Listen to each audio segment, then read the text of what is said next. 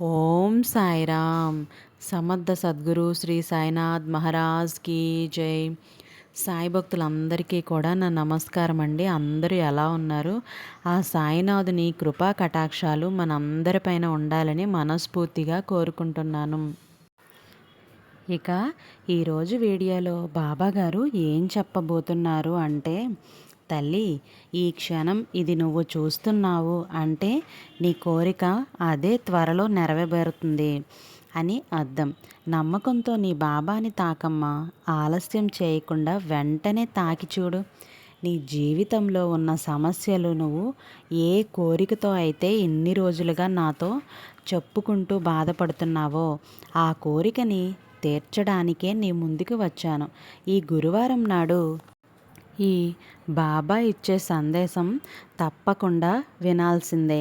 మరి ఈ బాబాని ఒక్కసారి తాకి చూడమ్మా. నీ మనసులో ఉన్న కోరికని తప్పకుండా నేను నెరవేరుస్తాను. నమ్మకంతో ఏ పని చేసినా సరే అది నిర్విఘ్నంగా పూర్తి చేసే బాధ్యత నీ సాయిది. తల్లి, జీవితంలో ఓడిపోకుండా నిన్ను గెలిపించడానికి ప్రతి క్షణం నీ ముందే ఉన్నాను. నువ్వు కోరుకున్నది ఆలస్యం అవుతుందని అసహనం మాత్రం చెందవద్దు. నెల రోజుల్లో నువ్వు ఏదైతే కోరుకున్నావో దానికి మొదటి అడుగు పడబోతుంది. ఇకపై అంతటా నీకు విజయమే కలుగుతుంది. ఏదైనా నువ్వు సాధించాలి అన్న పట్టుదలతో ఉన్నావు. అది సాధించే సమయం ఆసన్నమైంది. జీవితంలో ఇక ఎప్పుడూ కూడా సంతోషకరమైన రోజులనే నువ్వు చూస్తావు. ఇప్పుడు మీ జీవితంలో నేను ఎలా మలుపు తిప్పుతానో చూడు. నువ్వు నిజంగా ఆశ్చర్యపోతావు. అన్ని సంతోషాలతో నీకు కొత్త ప్రారంభం అనేది కనిపిస్తుంది. గడిచిపోయిన నీ జీవితంలో కష్టాలను గుర్తు తెచ్చుకో. నువ్వు ఇప్పుడు అనుభవిస్తున్న సుఖాల తీయదనం రెట్టింపు అవుతుంది. ఈరోజు నీకు ఎవరైతే ఆనందాన్ని పంచుతున్నారో, నీ చుట్టూ ఉన్న వాళ్ళలో నీ ఆత్మీయులు ఎవరైతే నీకు నీ మనసుకు నచ్చినట్టుగా ఉన్నారో వాళ్ళతో నువ్వు ఎంత ప్రేమగా ఉన్నావో అంతే ప్రేమని, దానికి పదింతల ప్రేమను నీకు పంచే నీ చుట్టూ ఉన్నవారే నీకు సంతోషపెడతారు. నీ వాళ్ళు, నీ ఆత్మీయులు నీ జీవితాంతం నీకు తోడుగా ఉండి నీకు రక్షణ కవచంగా వాళ్ళు నిలబడగలుగుతారు. ఎవరైతే మూర్ఖులుగా వాదించి నీతో లేనిపోని సమస్యల్ని సృష్టిస్తూ నీ చుట్టూ ఉన్న వాళ్ళలో ఎవరైనా ఉన్నారు అంటే ఖచ్చితంగా వారిని దూరం చేయటానికే నేను ప్రయత్నిస్తాను. తల్లి, నేను చెప్పాను అనే కదా ఈరోజు నా మీద నమ్మకంతో నన్ను తాకావు. అందుకే నీ కోరిక నెరవేర్చడంలో నేను ఎలాంటి సాయమైనా సరే చేయడానికి సిద్ధంగా ఉన్నాను. నేను నీ భవిష్యత్తును ఇప్పటికే వ్రాసి పెట్టాను. ఇప్పుడు నువ్వు ఆందోళన చెందవలసిన అవసరమే లేదు. సంతోషం నీ కోసం నిలువ చేయబడింది. నేనున్నానని నువ్వు నన్ను నమ్మితే నేను నీతోనే ఉంటాను. నీలో ధైర్యాన్నే నిన్ను ముందుకు నడిపిస్తాను. తల్లి, నీ చుట్టూ ఉన్నవాళ్ళు ఎంత కష్టపెట్టినా వారిని తిరిగి బాధ పెట్టావంటే నువ్వు నిజంగా నన్ను బాధ పెట్టిన దానివే అవుతావు. ఎదుటివారు మిమ్మల్ని తలచినా తలవకపోయినా సరే నువ్వు మాత్రం తలుచుకోవాలి. ఎందుకంటే బంధం చాలా అందమైనది. అందులో పోటీ పడకూడదు. పోటీకి పోతే గెలిచేది ఏమీ లేదు. అన్నీ కోల్పోతావు. ప్రేమ ఆప్యాయతల ముందు నువ్వు తలవంచక తప్పదు. నాకు పూజ అవసరం లేదు, శ్రద్ధ సబూరి చాలు అని ఎన్నోసార్లు చెప్పాను. తల్లి, నైవేద్యం అవసరం లేదు. ఆకలితో ఉన్న ఏ జీవికైనా సరే ఆహారం ఇస్తే నేను ఎంతో సంతోషిస్తాను. సకలం నేనే, ప్రతి కార్యము నేనే. కేవలం నీదంటూ ఏమీ లేదు. అన్నింటా నేనే ఉంటాను. అంతా నేనే. నువ్వు కనిపిస్తే చాలు బాబా అని నువ్వు నన్ను అడుగుతూ ఉంటావే. ప్రతి జీవిలోనూ నువ్వు నన్ను చూడగలిగితే నీ సాయి నీ ప్రక్కనే ఉంటాడు. అది నువ్వు అర్థం చేసుకుంటే చాలు. తల్లి, నా బిడ్డలు ఎప్పుడైతే ఏమీ ఆశించకుండా, మరేమీ కోరుకోకుండా, ఇంకేది కావాలి అనుకోకుండా ధర్మాన్ని అనుసరిస్తే దైవం వెంటే ఉంటాడని మనసా వాచా కర్మనా నమ్మితే ఖచ్చితంగా వారికి ఆ దైవం తోడుగా ఉంటుంది. ఏ పని అనుకున్నా సరే వెంటనే నెరవేరుతుంది. అవసరమైనప్పుడు కావలసినవన్నీ ఆ భగవంతుడు సమకూరుస్తాడు. కాకపోతే కొద్దిగా ఆలస్యం కావచ్చు, అంతే. అంతా మంచే జరుగుతుంది. ఎప్పుడైతే నువ్వు ఆ ఆలోచనలతో ఉంటావో నీ జీవితం సంతోషంగా ఉంటుంది.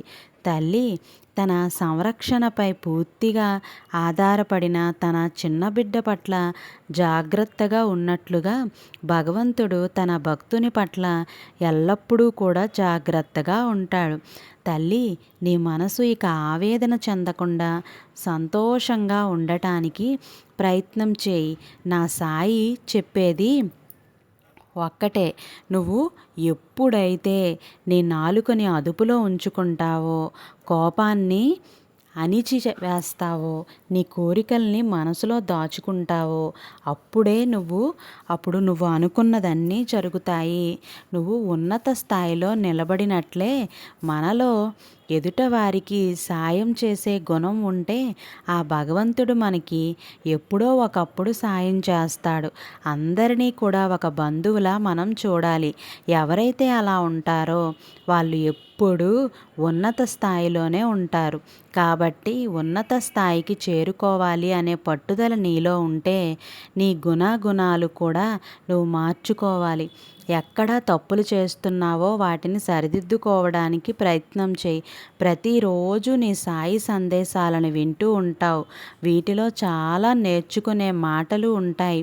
ఆ మాటల్ని నువ్వు నీ మనసులోకి తీసుకుంటే నేను ఎక్కడ తప్పు చేస్తున్నాను అన్నది అర్థమవుతుంది. ఒకవేళ నువ్వు ఎలాంటి తప్పులు చేయకుండా ఈ సాయి మార్గంలో నడుస్తున్నావు, నువ్వు ఖచ్చితంగా సాయి బిడ్డవి అని అనిపించుకుంటున్నావు అంటే నువ్వు నీ జీవితంలో ఉన్నత స్థాయిలో ఉన్నావు అని అర్థం. ఈ సాయి మనసులో నువ్వు చాలా గొప్పవాడివి. కష్టంలో సాయం చేసేవాడు సామాన్యుడు అయినవాడు దేవుడి కంటే గొప్పోడే. దేవాలయంలో ఉన్న భగవంతుడికి పెట్టే దండం కంటే సాయం చేసిన వాడికి పెట్టే దండం దేవుడు స్వీకరిస్తాడు.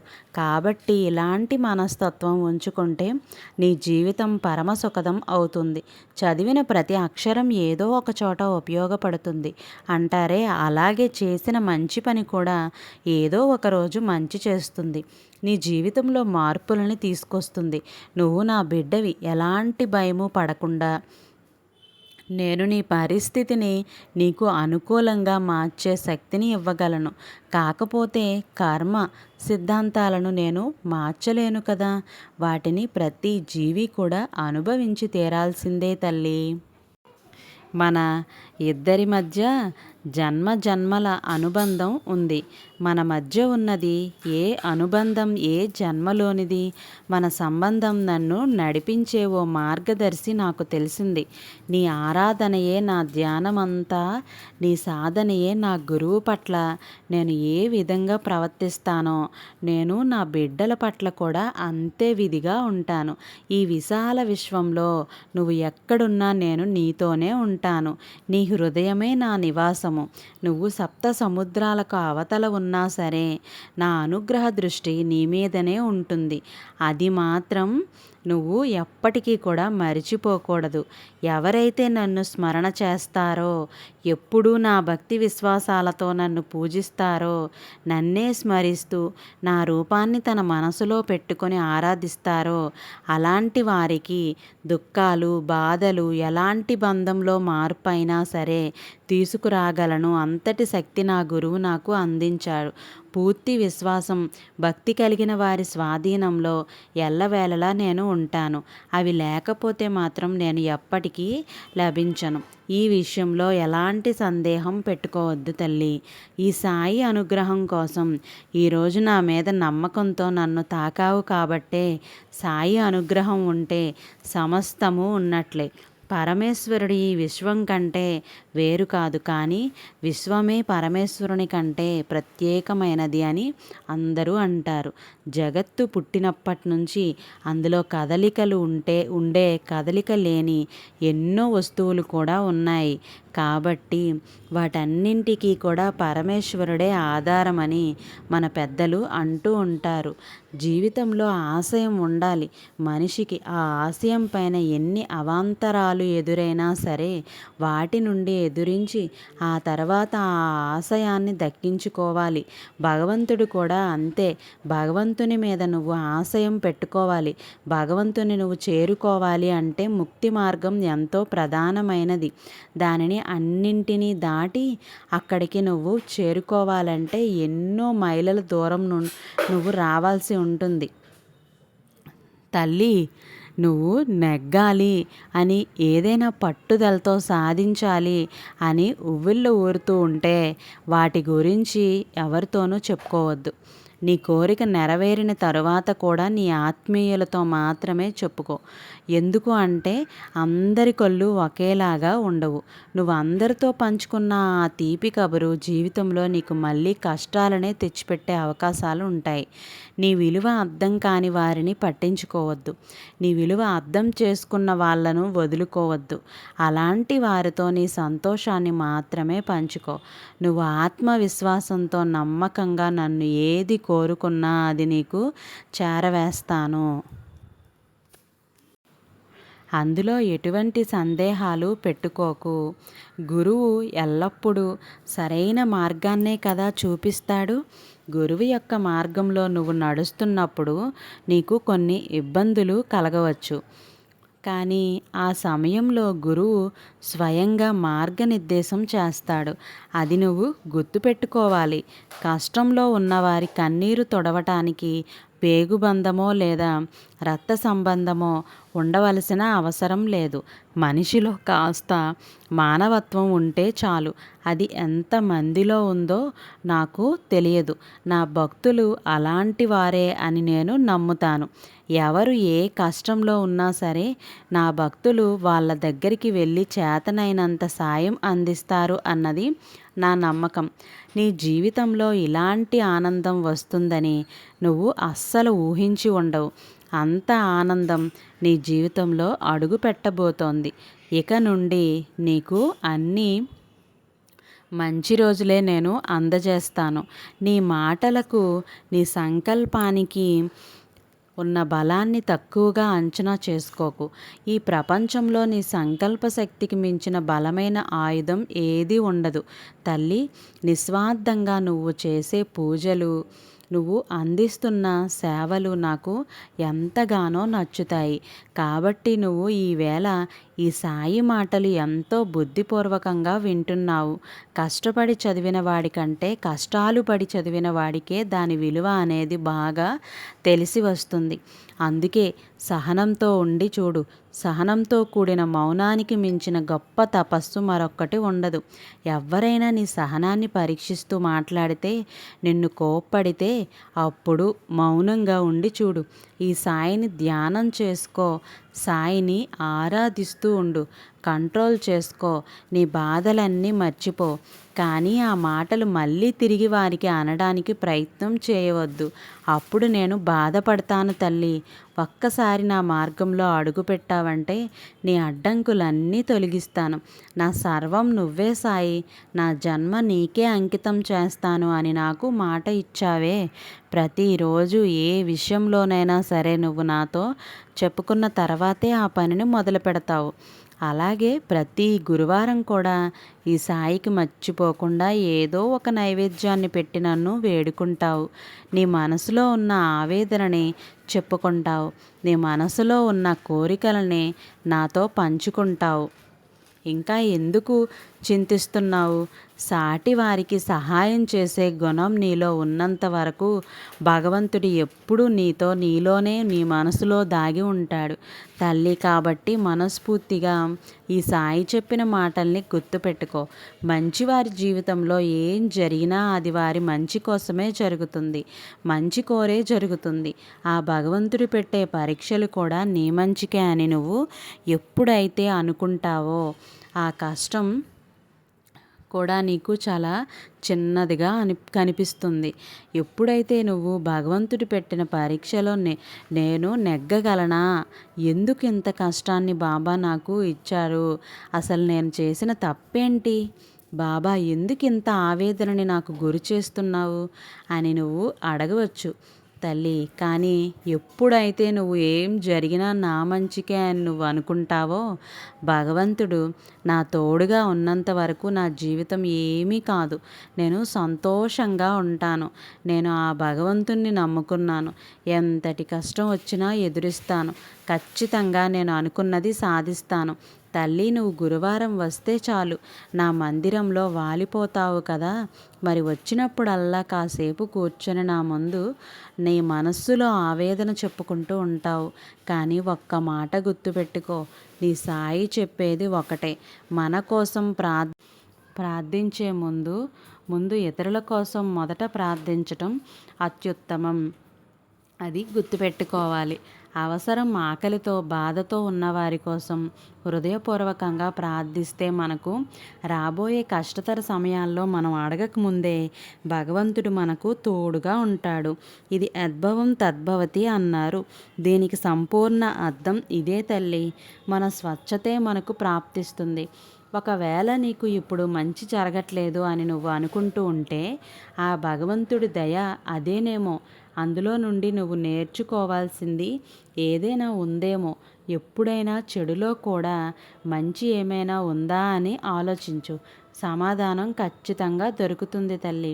ఇక ఈ మాటలన్నీ నువ్వు మనసులో దాచుకుంటే నీ జీవితంలో ఎక్కడ తప్పులు జరుగుతున్నాయి, అసలు ఎవరి నుండి నువ్వు ఇన్ని బాధలు పడుతున్నావు, నేనే సరైన దారిలో వెళ్ళటం లేదా నేను నా మార్గాన్ని మళ్ళించుకోవాలా అన్న భావనలు నీలో కలుగుతాయి. ఒక్కసారి వెనక్కి వెళ్ళి తిరిగి చూడు. నీ జీవితంలో ఎక్కడెక్కడ ఏం జరిగిందో, ఎన్ని తప్పులు జరిగాయో వాటిని సరిదిద్దడానికి ప్రయత్నం చేయి. సాయినాథుని మనస్ఫూర్తిగా స్మరించి చూడు. ఆ మరుక్షణమే నీకంటూ ఒక మంచి మార్గాన్ని చూపించే దయాగుణం కలవారు నీ సాయినాథుడు పక్కనే కనబడతారు తల్లి. ఈ మాటలు నేనంటున్నది కాదు, శ్రీ సాయి స్వయంగా నా నోట నీతో చెప్పిస్తున్నాడు తల్లి. ప్రతి గురువారం నా కోసం నువ్వు చేసే మంచి పనులు నాకు ఎంతగానో నచ్చుతాయి. మరి ఈరోజు నువ్వు ఎలాంటి మంచి పని చేశావో నా కళ్ళకు కట్టినట్టుగా నువ్వు పడుకునే ముందు నాతో చెప్పుకో తల్లి.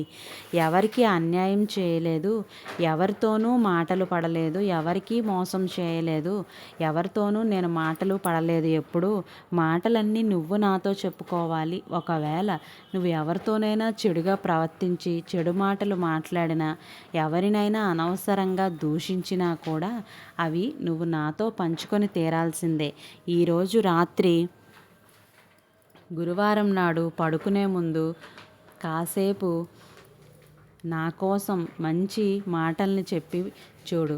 నువ్వు ఏం చేశావు, అసలు ఏం జరిగింది, ప్రతిదీ నువ్వు నాతో పోసగుచ్చినట్టు చెప్పుకొని తీరాలి. పడుకునే ముందు ఈ విధంగా నాతో మాట్లాడి చూడు. నీ మనసు ఎంతో హాయిగా అనిపిస్తుంది. ఎక్కడ తప్పులు జరిగినా సరే వాటిని సరిదిద్దే ప్రయత్నంలో ఈ సాయి ముందుంటాడు తల్లి. ఒక్క మాట గుర్తుపెట్టుకో, పడుకునే ముందు నీ మనసు కలత చెందితే ఒక్కసారి సాయి నామాన్ని పలుకు, లేదంటే ఒక తెల్లటి కాగితం పైన సాయి నామాన్ని రాస్తూ కూర్చో.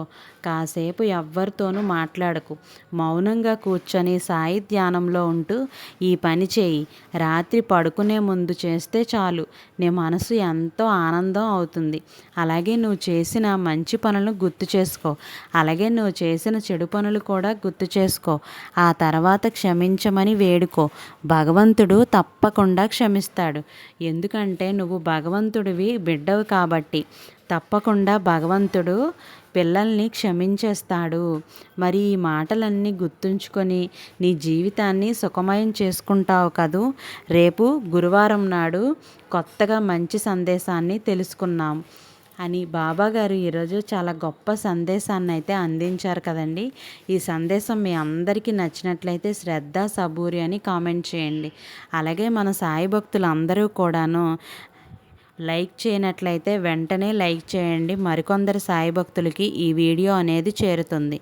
రేపటి సాయి సందేశంతో మళ్ళీ కలుద్దాం. సర్వే జన సుఖినో భవంతు. Thank you for watching.